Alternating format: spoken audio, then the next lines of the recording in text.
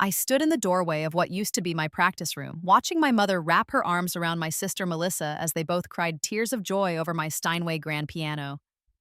The movers had just positioned it in Melissa's bedroom, the bedroom that was twice the size of mine, with floor to ceiling windows and acoustics my parents had paid a consultant $5,000 to optimize. Oh, sweetheart, you're going to be amazing at Juilliard, Mom gushed, stroking Melissa's perfect blonde hair. This piano deserves someone who will truly appreciate it. I said nothing. I just smiled and turned away, my phone heavy in my pocket with the email I'd received 3 hours ago. The email with the Carnegie Hall logo at the top. The one that began with, "Congratulations, Ms. Chen," and ended with a performance date that would change everything. Let them have the piano. I didn't need it anymore. In my past life, I would have screamed. I would have cried and begged and pleaded that the piano was mine, that I'd spent 8 years practicing on it, that Grandma Lynn had bought it for me specifically before she died. I would have reminded them that I'd won the regional youth competition on that very instrument. But past life me had been weak. Past life me hadn't known that in 6 months, that piano would be sold for drug money when Melissa dropped out of Juilliard after her first semester. Past life me hadn't known that I would end up dead at 23, my talent wasted, my spirit broken, my body finally giving up after years of being treated like I was worthless. But I knew now. I remembered everything. "Emily, aren't you going to congratulate your sister?" Dad's voice cut through my thoughts. He stood at the base of the stairs, still in his lawyer's suit, his face already set in that expression of disappointment he reserved only for me. "Congratulations, Melissa," I said sweetly. "I hope it brings you everything you deserve." The irony was lost on them, but it made me want to laugh. In my past life, Melissa had lasted exactly 43 days at Juilliard before her drinking problem caught up with her. She'd come home in disgrace, and Mom had blamed me somehow, said I'd cursed her with my jealousy. The piano had been sold 3 weeks later, and I'd never touched another one until I died. That was the old timeline. This was the new one. And I had work to do. The memories had come flooding back the moment I woke up on my 16th birthday, gasping and clutching my chest where the pain should have been. But there was no pain, no hospital room, no steady beep of machines or the smell of antiseptic. Just my childhood bedroom with its water-stained ceiling and the crack in the window that Dad had never bothered to fix because it's not like you need perfect conditions, Emily. You're not the one with real talent. I'd spent that first week in a daze, sorting through 7 years of memories that hadn't happened yet. I remembered every audition. I'd failed because Mom had accidentally given me the wrong time. Every competition I'd lost because Dad refused to pay for the required formal dress, saying it was a waste of money. Every recital where they'd shown up an hour late, if they showed up at all, because Melissa had needed something. I remembered the piano lessons they'd paid for until I started winning. Then suddenly I was good enough, and the money was better spent on Melissa, who had more potential. I remembered practicing in the school's music room during lunch because they'd moved the Steinway to Melissa's room to inspire her. I remembered the college applications they'd thrown away, the scholarship letters they'd intercepted, the recommendation from Ms. Kaufman, my piano teacher, that had mysteriously never reached any of the schools I'd applied to.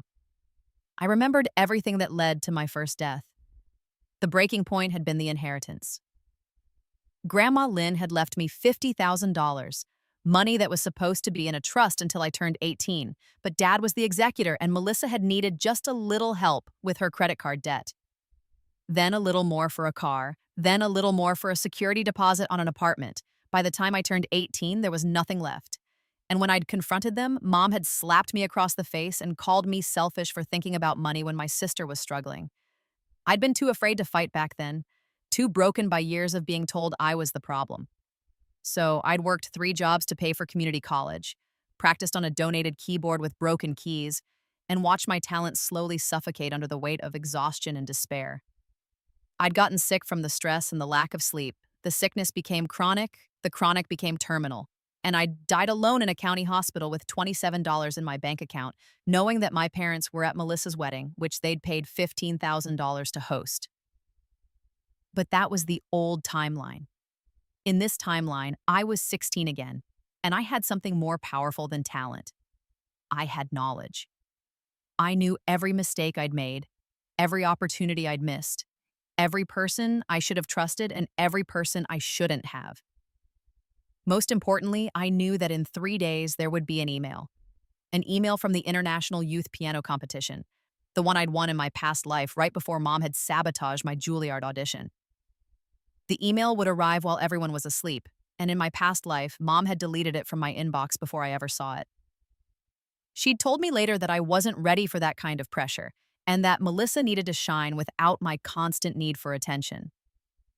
This time, I was ready.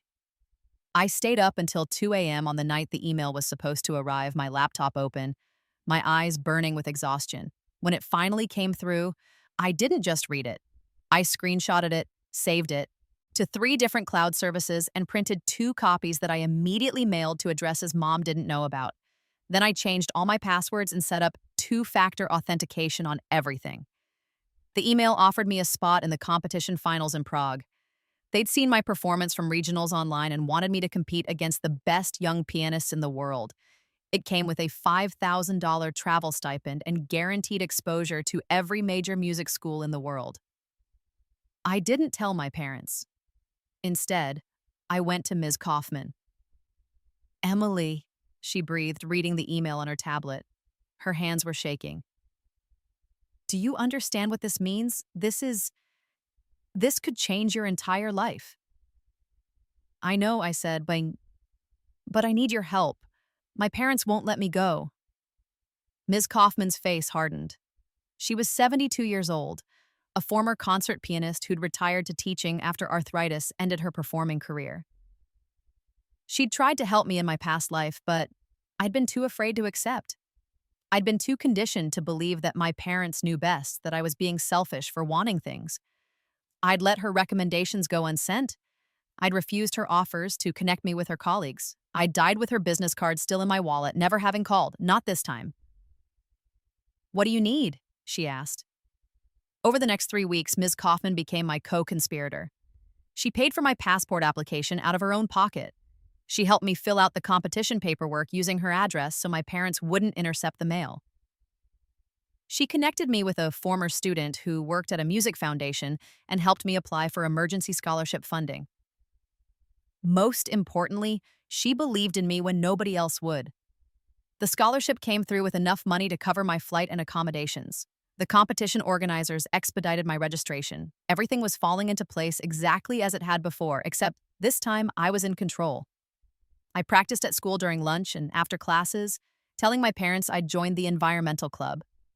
They didn't care enough to verify. I practiced at Ms. Kaufman's house on weekends, telling them I was working a tutoring job. They didn't care enough to ask for details.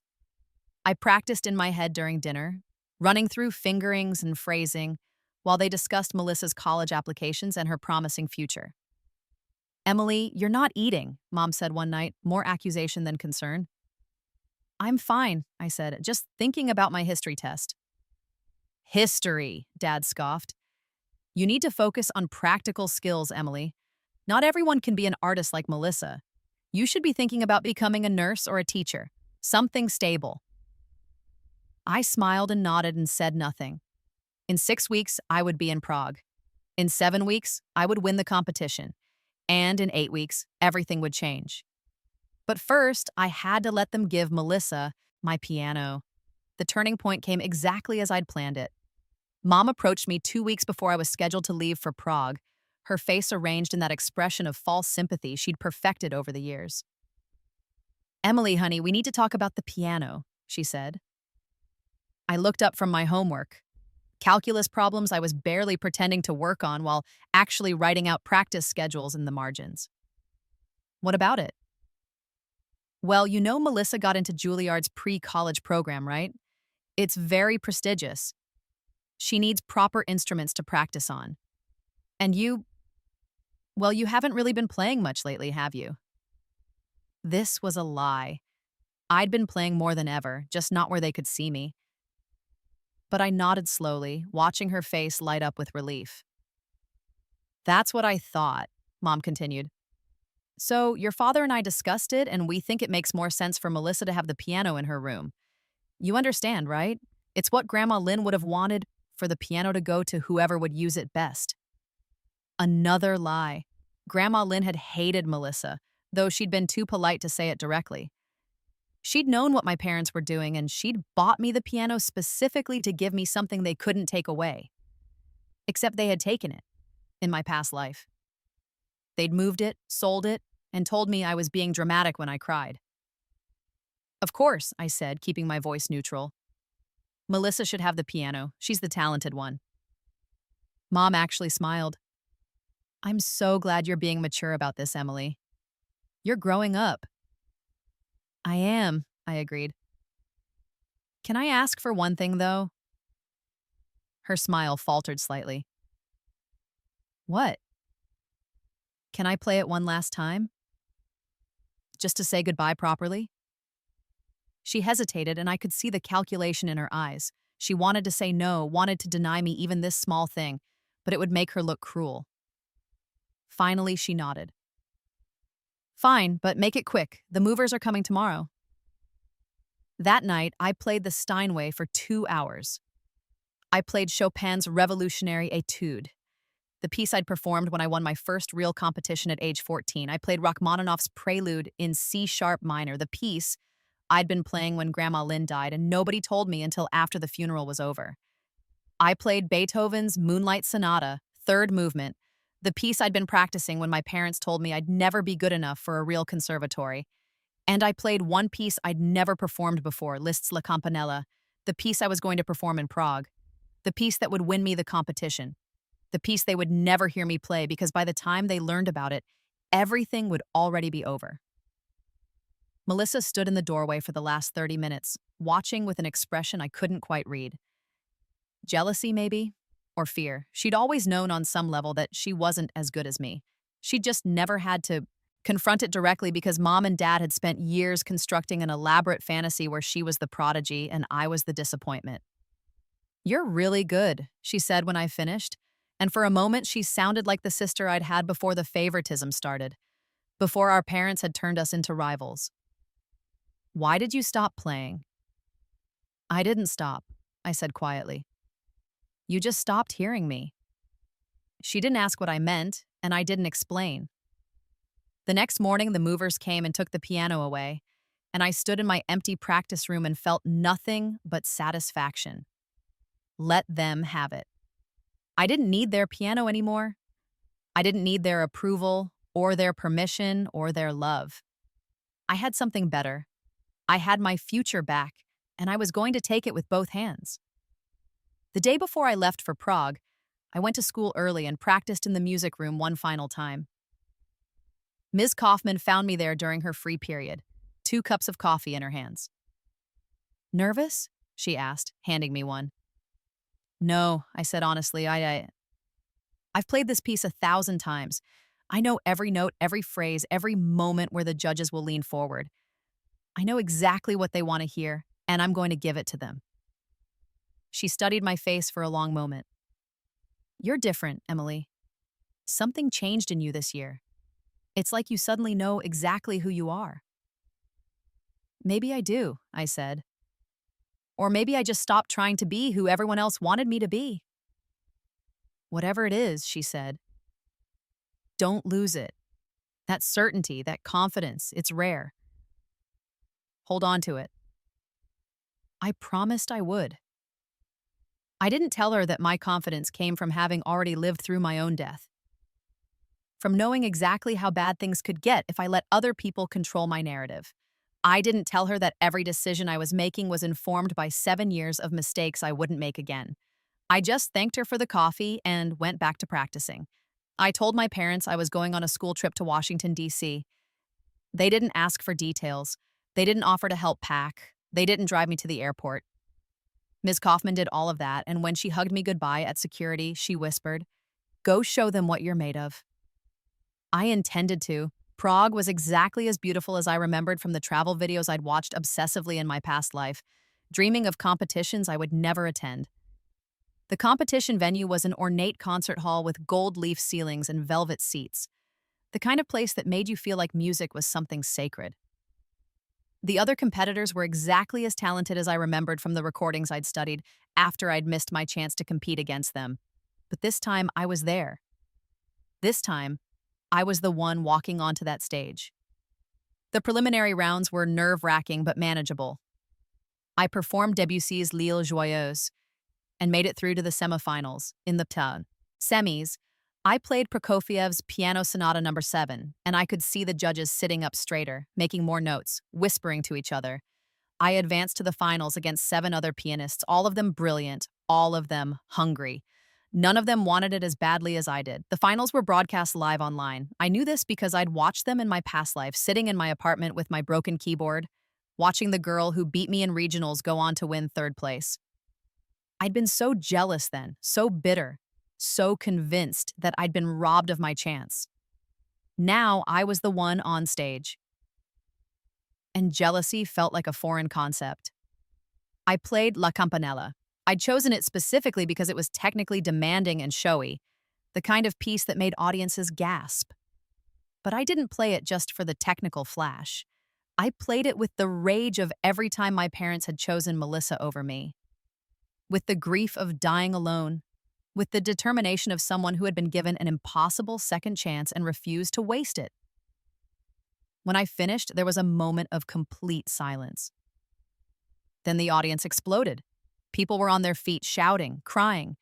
The judges were conferring urgently. I walked off stage shaking, not from nerves, but from the sheer catharsis of finally being heard.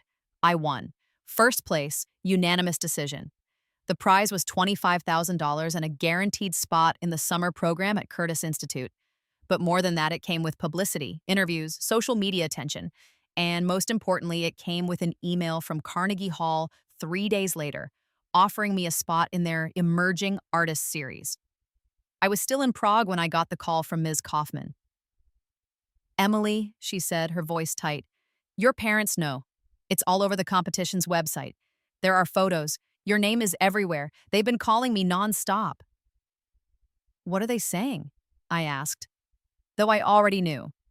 I'd lived through a version of this before where they'd found out about a small regional success and immediately tried to take credit for it, to control it, to make it about them. "They're angry," Ms. Kaufman said. "Your mother is threatening to sue me for helping you leave the country without their permission. Your father is saying you forged documents. They want you to come home immediately." I looked out the window of my hotel room at the Prague skyline, golden in the late afternoon sun. I thought about my old life, about the years I'd spent being afraid of them, believing their version of reality where I was the problem, and they were the victims of my ingratitude. "No," I said simply. "No? I'm not coming home. Not yet. I'm 17 in 2 months, and then I'm emancipating. Curtis starts in the summer, and I'll be living in Philadelphia. I have prize money. I have scholarships. I have options. Tell them I'll see them when I'm ready." "Emily, they're your parents. They could make this very difficult for you." "They could try," I agreed, "but I have documentation of everything. I have the emails they deleted. I have financial records of Grandma Lynn's inheritance that they stole.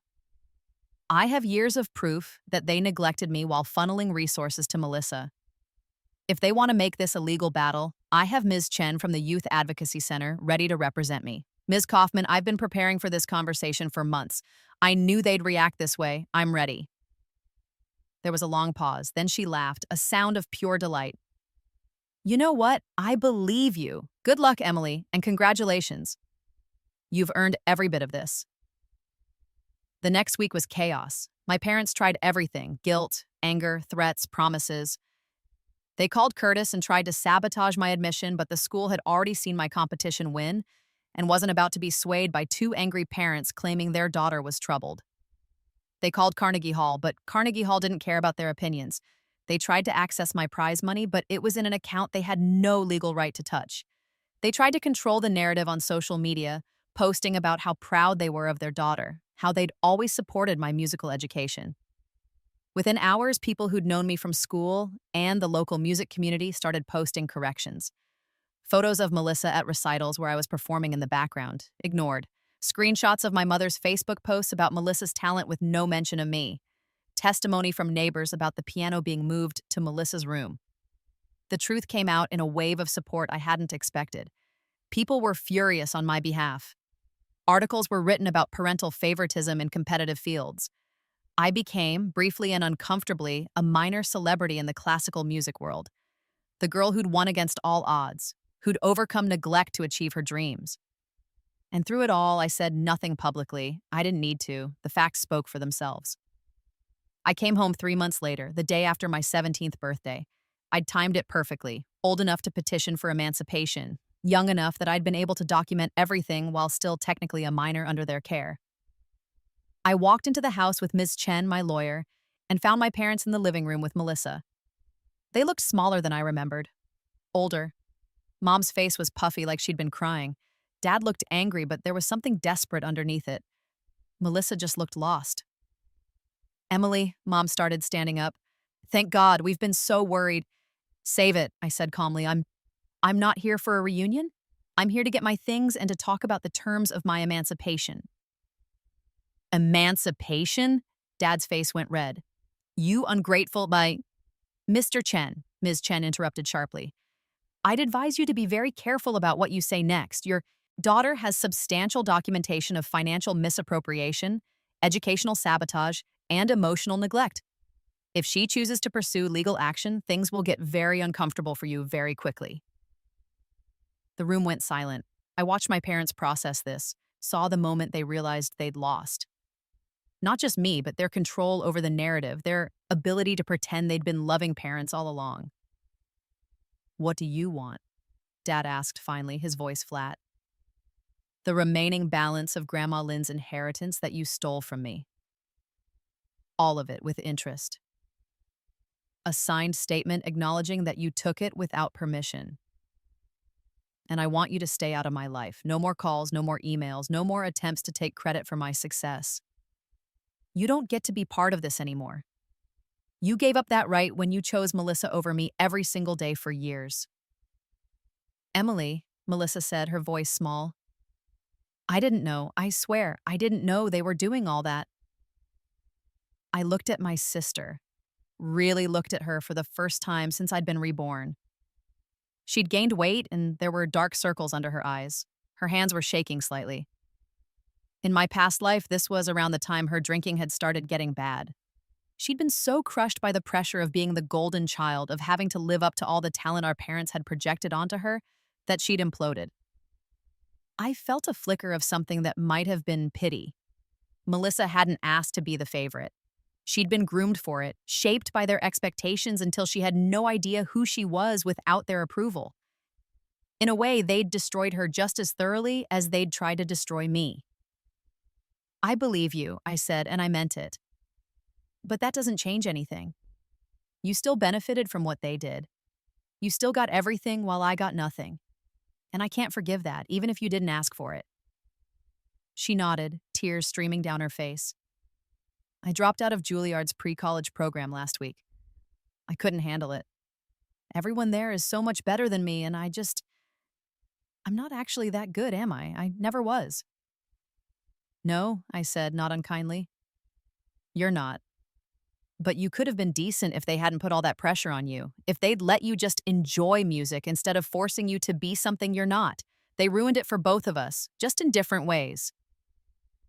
Mom made a sound like a wounded animal. "How can you say that? We gave you everything." "You gave Melissa everything," I corrected. "You gave me a childhood of being told I wasn't good enough, that I was selfish for wanting what she got by default. You deleted my opportunities and called it protection. You stole my inheritance and called it family support. You moved my piano and called it fair. Well, guess what? I don't need your version of fair anymore. I don't need anything from you except what you owe me and your permanent absence from my life." The settlement was signed 3 weeks later. I got the inheritance money, $47,000 with interest. They got to avoid a lawsuit and a very public reckoning. I moved to Philadelphia 2 months early and got an apartment near Curtis. Ms. Kaufman helped me move in, and we spent the first night eating Chinese takeout on my empty living room floor, talking about repertoire and career strategy and all the things I'd never gotten to discuss with my parents. "Your Carnegie Hall debut is in 6 weeks," she said. "Are you ready?" "I've been ready for 7 years," I said. I just had to die first. She gave me a strange look, but I just smiled and changed the subject. Some things were better left unexplained. The Carnegie Hall performance was everything I'd dreamed of, and more.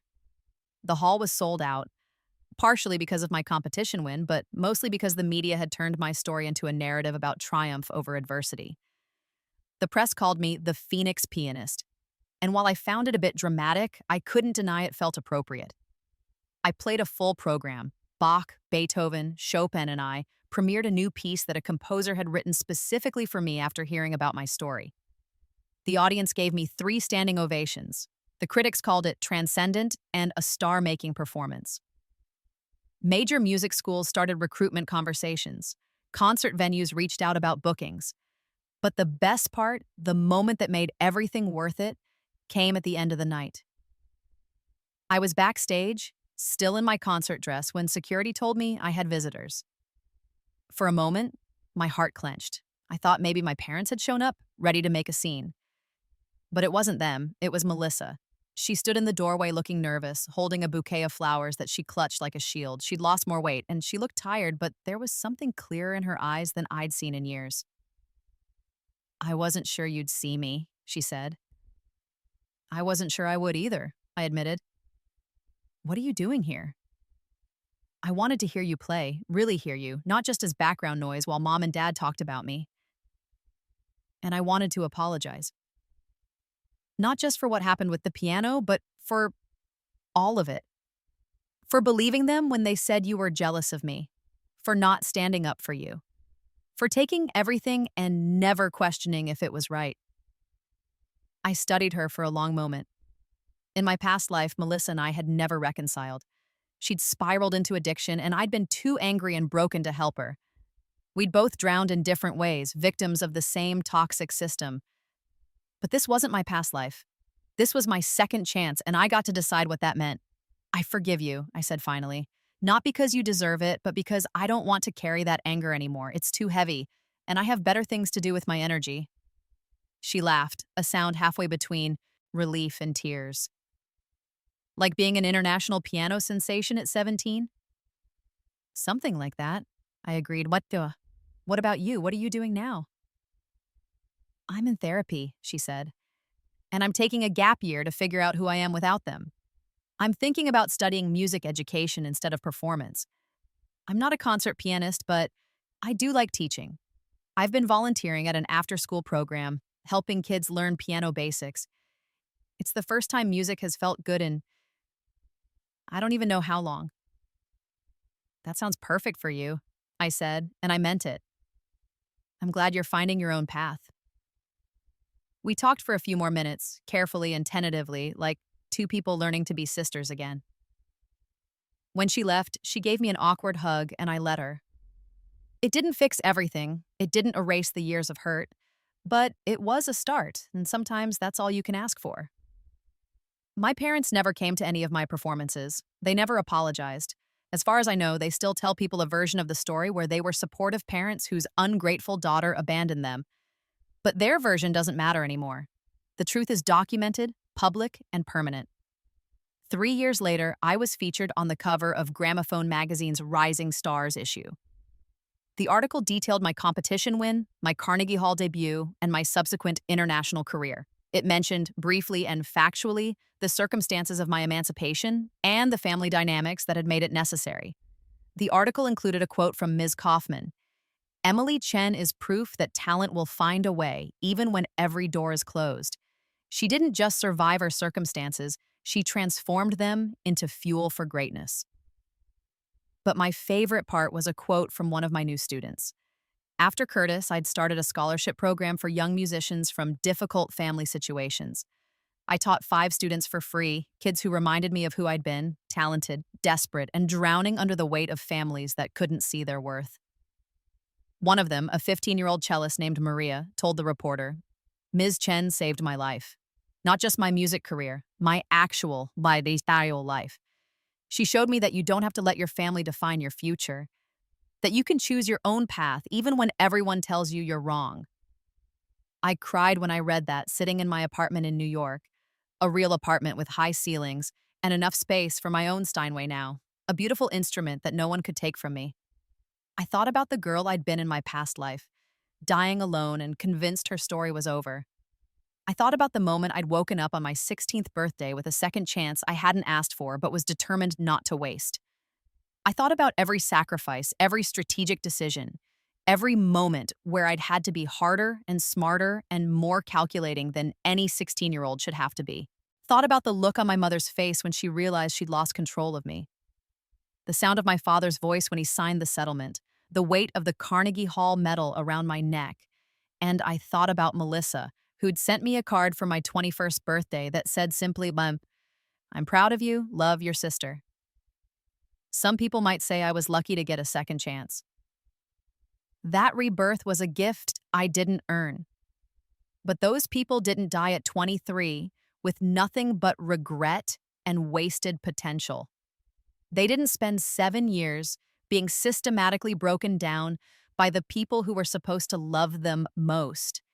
They didn't know what it felt like to be so thoroughly erased that even your own family forgot you existed unless they needed someone to blame. My rebirth wasn't luck, it was justice. And I'd earned every single moment of the life I'd built with it. The final victory came 5 years after my Carnegie Hall debut.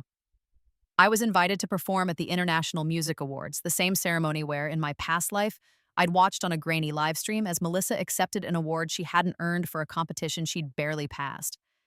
This time, I was the one on stage accepting the Young Artist of the Year award. My acceptance speech was brief. I thanked Ms. Kaufman, who was in the audience crying openly. I thanked Curtis Institute and the competition circuit that had given me my platform. I thanked my students and my colleagues and the composers who trusted me with their work. I did not thank my parents. The camera cut to them anyway. They'd bought tickets despite my request that they stay away, and they sat in the back row looking uncomfortable as the entire industry celebrated the daughter they'd tried to destroy. Mom's face was tight with forced pride. Dad stared at his lap. I saw Melissa sitting 3 rows ahead of them, separate and deliberate, clapping with genuine joy. I want to dedicate this award to every young musician who's been told they're not good enough, I said, looking directly at the camera. To everyone who's had their opportunities stolen, their talent dismissed, their dreams undermined by the people who should have been their champions. You are good enough. You are worthy. And your story isn't over just because someone tried to write the ending for you. Find your people. Trust your gift. Fight for your future. It's yours. Take it back. The audience stood. The applause was deafening. And I stood on that stage holding my award, 22 years old and at the beginning of a career that would span decades. And I thought about the girl who'd died in a hospital bed, convinced she'd never mattered. I mattered now. I'd made sure of it. After the ceremony, there was a reception in a glittering ballroom full of music industry elite. Conductors, composers, directors of major orchestras, representatives from record labels. Everyone wanted to talk to me, to get my contact information, to pitch their next project or program. I was in the middle of a conversation with the artistic director of the Berlin Philharmonic when a journalist approached me. "Ms. Chen, can I ask you a question about your parents?" she said, her recorder already running. I'd been expecting this. "You can ask," I said, "but I probably won't answer. They've been giving interviews lately saying that the story about your emancipation was exaggerated, that there was a misunderstanding, and they've always been supportive of your career. Do you have a response?" I could feel the people around us leaning in, curious how I'd handle this. In my past life, I would have crumbled. I would have doubted my own memories, questioned my own narrative, wondered if maybe I had been too harsh. But I wasn't that girl anymore. "My response is that the legal documentation speaks for itself," I said calmly. The settlement they signed included an acknowledgement of financial misappropriation. The emails they deleted from my accounts were recovered and archived. The testimony from teachers, neighbors, and family friends is a matter of public record. They're welcome to tell whatever story makes them feel better about themselves, but the facts are immutable, and I'm not interested in debating those facts. I'm interested in making music and helping other young artists avoid what I went through. That's where my energy goes. The journalist nodded, impressed. "And your sister? She's also here tonight. Are you on speaking terms?" "We are," I said. "Melissa and I were both victims of the same dysfunctional system. just in different ways. She's found her own path now, and I'm happy for her. Our relationship isn't perfect, but it's honest, and that's more than it ever was before. One last question, the journalist said. If you could go back and change things, if you could have the supportive parents, the easy path, the family who celebrated your talent from the beginning, would you? I thought about that question seriously. I thought about the years of pain, the death I'd endured, the trauma I carried. I thought about how much easier everything could have been if my parents had just loved me the way they'd loved Melissa. But I also thought about the strength I'd gained from fighting for every opportunity, the strategic thinking that came from having to outmaneuver people who wanted to keep me down, the empathy I developed for other struggling musicians because I'd been exactly where they were, the fire in my playing that came from having something to prove. No, I said finally, I wouldn't change it. Not because it wasn't painful, it was, but because the person I am now, the artist I've become, was forged in that fire. My parents tried to break me, and instead they made me unbreakable. They tried to silence me, and instead they gave me something to say. So, no, I wouldn't change it. I'd just tell my younger self that survival is victory, and victory is living well. The journalist smiled. That's a perfect quote. Thank you, Ms. Chen. As she walked away, the director of the Berlin Philharmonic raised his glass to me. You have steel in you, he said admiringly. That's rare, especially in someone so young. We should talk about scheduling you for our next season. I raised my glass back. I'd like that. The rest of the night was a blur of conversations, business cards, and champagne. When I finally got back to my hotel room at 3 a.m., I collapsed on the bed still in my evening gown, exhausted and exhilarated. My phone buzzed with a text from Ms. Kaufman. Watched your speech. Proud doesn't even begin to cover it. Your grandmother would be over the moon. I smiled and typed back. I wish she could have seen this. She did, Ms. Kaufman responded. In every note you play. Get some sleep, superstar. You have the world to conquer tomorrow. I set my phone down and stared at the ceiling, thinking about the impossible journey that had brought me here. From death to rebirth, from victim to victor, from the girl whose family gave her piano away to the woman who played Carnegie Hall and didn't need their approval to do it. Somewhere across town, my parents were probably telling anyone who would listen that they'd always known I'd be successful, that they'd always supported my talent. Let them tell that story. Let them rewrite history in whatever way helped them sleep at night. I had the truth, and the truth had set me free. 10 years after my rebirth, I performed at the Nobel Prize ceremony. It was the pinnacle of everything I'd worked for, playing for royalty, world leaders, and the greatest minds of our generation. The program included a commissioned piece about resilience and transformation. And as I played, I thought about how far I'd come from that water-stained bedroom and the crack in the window my father never fixed. After the performance, I returned to my dressing room to find a letter slipped under the door. The handwriting was shaky but familiar. My mother's. I almost threw it away without reading it.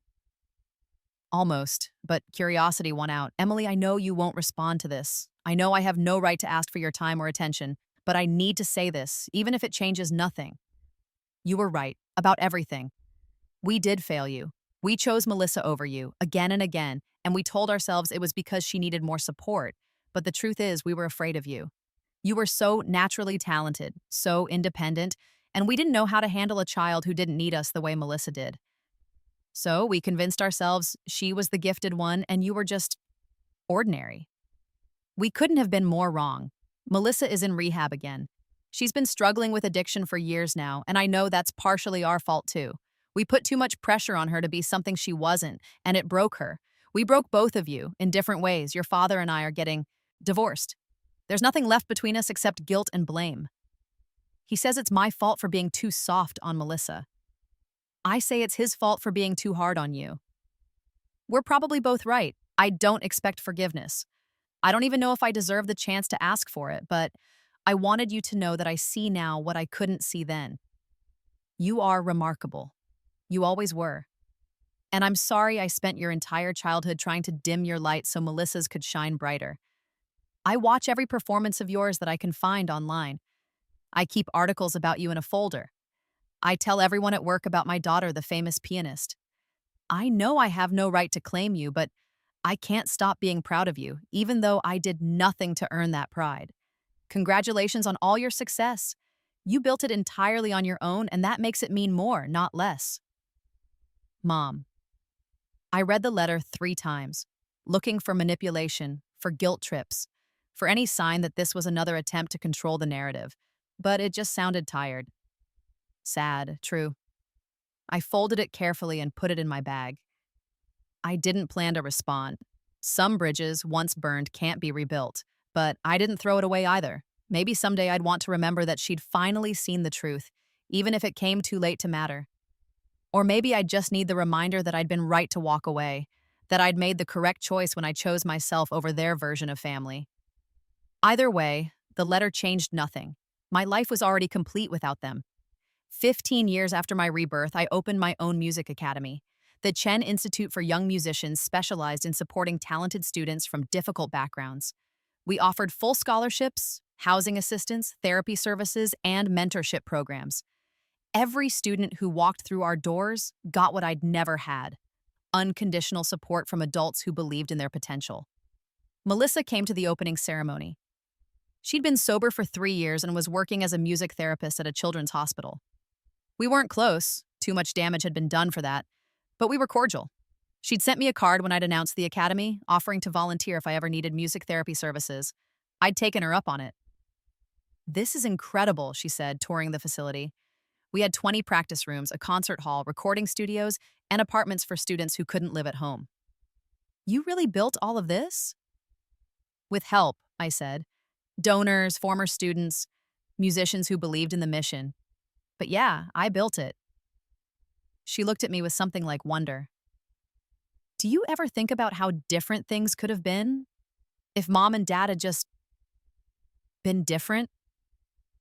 "Sometimes," I admitted. "But then I think about all the students we're going to help here, all the careers we're going to launch, all the families we're going to keep from making the same mistakes ours did. And I think maybe everything happened exactly how it needed to." "That's a generous way to look at it," Melissa said quietly. "Not generous," I corrected. "Strategic. Bitterness is heavy, success is lighter. I chose the lighter load." She laughed, but there were tears in her eyes. "I wish I'd been more like you." "You're exactly who you need to be," I said. "You're helping kids heal through music. That's its own kind of success. Don't measure yourself against me, Melissa. We're not in competition anymore. We never should have been." Before she left, she hugged me. A real hug, not the awkward half embrace we'd shared at Carnegie Hall years ago. "Thank you," she whispered, "for not hating me forever." "Thank you for doing the work to become someone I don't have to hate," I replied. It wasn't perfect. We'd never be the sisters we might have been if our childhood had been different. But it was real and honest and enough. My parents never contacted me about the academy. I didn't invite them to the opening. They existed somewhere in my past, frozen in their mistakes, and I'd stopped looking back at them years ago. The academy thrived. In the first 5 years, we graduated 47 students. 32 went on to top conservatories, 8 joined professional orchestras, 3 became composers, 2 started their own music education nonprofits, and every single one of them sent me a message on the anniversary of their admission, thanking me for giving them a chance. That, more than any award or performance or critical acclaim, was the real measure of my success. I'd taken the worst thing that ever happened to me and transformed it into the best thing that could happen to someone else. I'd turned my tragedy into their triumph. And in doing so, I'd proved that rebirth wasn't just about getting a second chance. It was about making sure the next generation didn't need one. 25 years after my rebirth, I was invited to speak at my old high school's career day. The music program had been renamed in Ms. Kaufman's honor after she'd passed away at 86, still teaching students up until the week before her death. I delivered the eulogy at her funeral, and I'd endowed a scholarship in her name at Curtis. Walking through those halls again was surreal. The lockers were the same, the classrooms were the same, even the smell was the same: floor wax and cafeteria food and adolescent anxiety. But I was different. I was 42 years old now, established and successful, and completely free of the fear that had once defined me in these corridors. I spoke to the current music students in the same practice room where I'd spent so many lunch periods hiding from my family's neglect. They were young and hopeful and terrified, exactly as I'd been, and I told them the truth. Talent isn't enough, I said. Luck isn't enough. Having supportive parents isn't enough, and not having them isn't a death sentence. What matters is this: do you want it badly enough to fight for it when everyone tells you to give up? Do you want it badly enough to bet everything on yourself when nobody else will? Do you want it badly enough to transform every obstacle into fuel? A girl in the front row raised her hand. She reminded me of myself at that age. Too thin, too intense, too hungry for validation. What if your family doesn't support you? She asked. What if they actively try to stop you?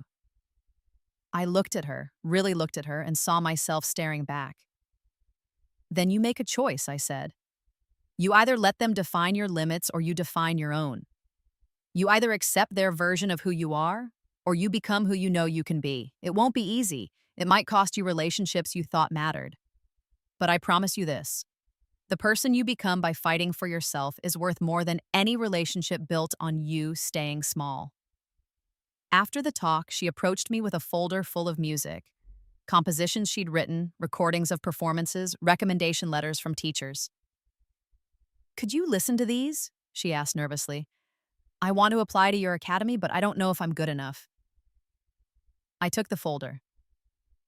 Everyone who walks through my door is good enough. The question isn't your skill level. The question is, are you ready to do the work? Her eyes filled with tears. I'm ready. I've been ready my whole life. I just need someone to give me a chance. Then you've got one, I said. Send your application to my assistant. Full scholarship, no questions asked. She nearly collapsed with relief.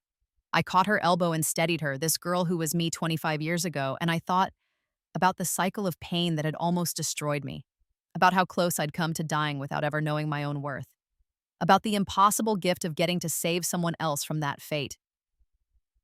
What's your name? I asked. Sarah, she said.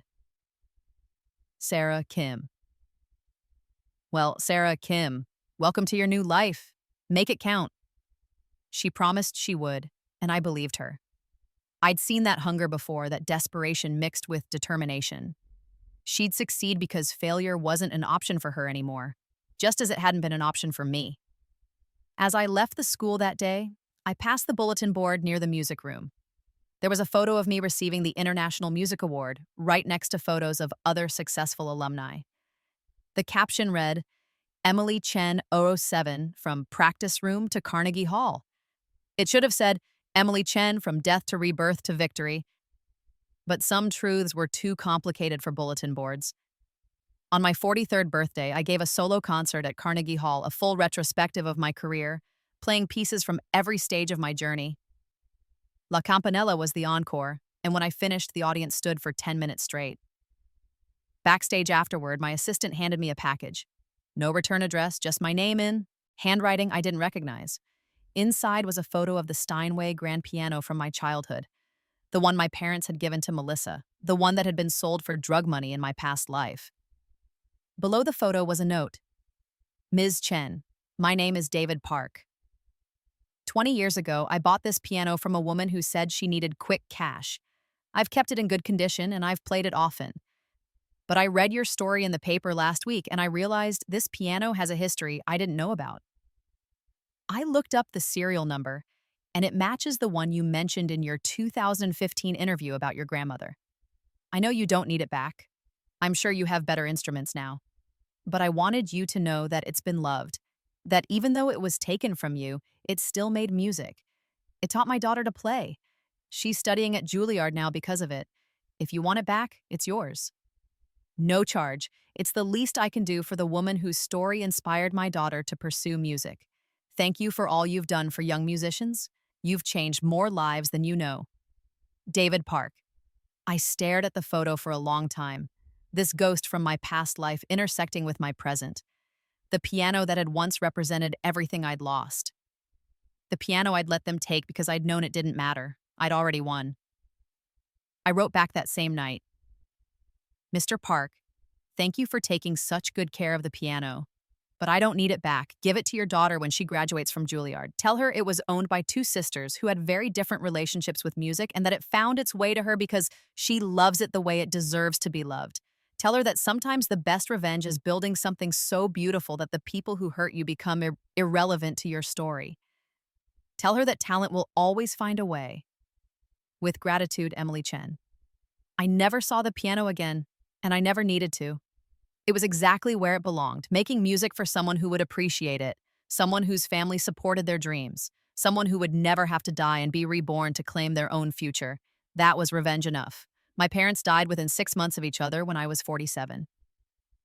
I didn't attend either funeral. I sent flowers with a card that read simply, "I forgive you. That doesn't mean I've forgotten." Melissa called me afterward, crying. "You should have come," she said. "They asked about you at the end. They wanted to apologize." "Then they had 47 years to do it," I said, not unkindly. "I don't need deathbed apologies from people who never apologized when it could have made a difference." "That's cold, Emily." "That's self-preservation," I corrected. I grieved for them a long time ago, back when I realized they'd never be the parents I needed. I don't have anything left to give them, not even tears at their funeral. Let them rest, Melissa. Let yourself rest. We're free now. She didn't understand, but I didn't expect her to. She'd always needed their approval in a way I'd learned to live without. That was okay. We were different people, shaped by different versions of the same trauma. I hung up and went back to my work. I had a master class to teach in an hour and 20 students who deserved my full attention. The dead could stay buried. The living needed me more. On the 50th anniversary of my rebirth, which was also my 66th birthday, I gave my final public performance. A lifetime retrospective at Carnegie Hall, a full orchestra behind me, playing a concerto written specifically for the occasion by one of my former students. The hall was packed. Former students, colleagues, music industry luminaries, press from around the world. Melissa was there with her husband and her 3 children. Sarah Kim, who'd become one of the most respected composers of her generation, conducted the orchestra. Hundreds of musicians whose careers I'd touched in some way had flown in to attend. But the seat I cared about most, the one in the center of the second row, was empty except for a single white rose, Ms. Kaufman's seat. I'd reserved it for her at every major performance since her death, and I did so one final time. As I played, I thought about everything that had brought me to this moment. The death that had given me perspective, the rebirth that had given me a second chance, the decades of work that had transformed pain into purpose. Every note I played was a testament to survival, to resilience, to the stubborn refusal to let anyone else write my ending. When I finished, the audience didn't just stand, they erupted. 20 minutes of applause, tears, shouting. People who'd known me for decades and people who'd only known my reputation, all united in their recognition of what this moment meant. I took my bow, looking out at the sea of faces, and I felt nothing but peace. Complete, profound, earned peace. After the concert, there was a reception. Hundreds of people wanted to talk to me, to thank me, to tell me how I'd changed their lives. I listened to every story, shook every hand, accepted every expression of gratitude with the grace I'd learned over 50 years of navigating this industry. Near the end of the night, a young woman approached me. She couldn't have been more than 22, and she was holding a program from my very first Carnegie Hall performance, the one from when I was 17. "Ms. Chen," she said nervously, "I know you don't know me, but I wanted to thank you. My mother is Sarah Kim. She's told me stories about you my whole life, about how you saved her when she was in high school, how you gave her a chance when nobody else would. I'm a pianist too, and I'm starting at your academy next fall. I just wanted you to know that your legacy isn't just your music, it's all of us. Every musician you've helped, every student you've taught, every person who looked at your story and decided not to give up. That's your real masterpiece." I felt tears prick my eyes for the first time that night. "What's your name?" I asked. "Grace," she said. "Grace Kim." "Well, Grace Kim, I can't wait to see what you do with your chance. Make me proud." "I will," she promised, and I believed her. As the reception wound down and people began to leave, I stood alone in Carnegie Hall one final time. The stage was empty now, the orchestra chairs vacant, the lights dimming. I walked to center stage and stood where I'd stood hundreds of times before, and I spoke out loud to the empty hall. I did it. I said, I took the worst thing that ever happened to me and I turned it into something beautiful. I won, and not just against them, against every odd, every obstacle, every voice that said, I wasn't good enough. I won. My voice echoed in the empty space and then faded to silence. I smiled, turned, and walked off the stage for the final time. Behind me in the second row, the white rose I'd left for Ms. Kaufman remained. A reminder that I'd never been truly alone, even when it felt that way. A reminder that one person who believed in you could change everything. I'd been that person for hundreds of students over the decades, and they would be that person for hundreds more. That was the real revenge.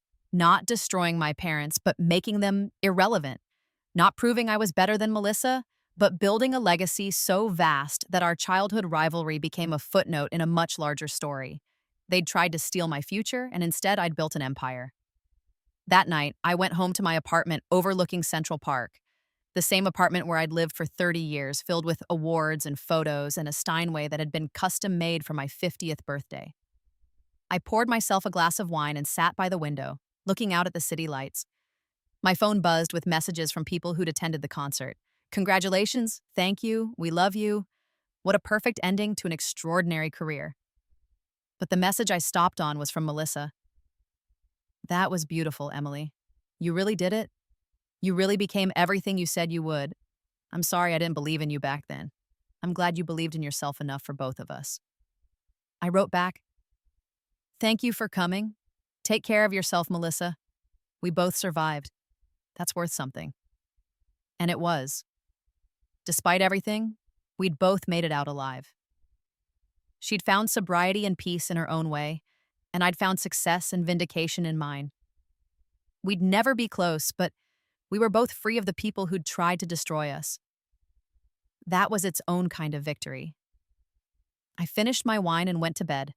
And for the first time in 50 years, I didn't dream about the hospital where I died in my first life. I didn't dream about the piano being taken away, or the competitions I'd lost, or the parents who'd failed me. I dreamed about music. Pure, perfect, untainted music that belonged to nobody but me. And when I woke up the next morning, 66 years old and at peace, I knew that I'd accomplished everything I'd been reborn to do. The rest was just epilogue, and epilogues are where the hero gets to rest.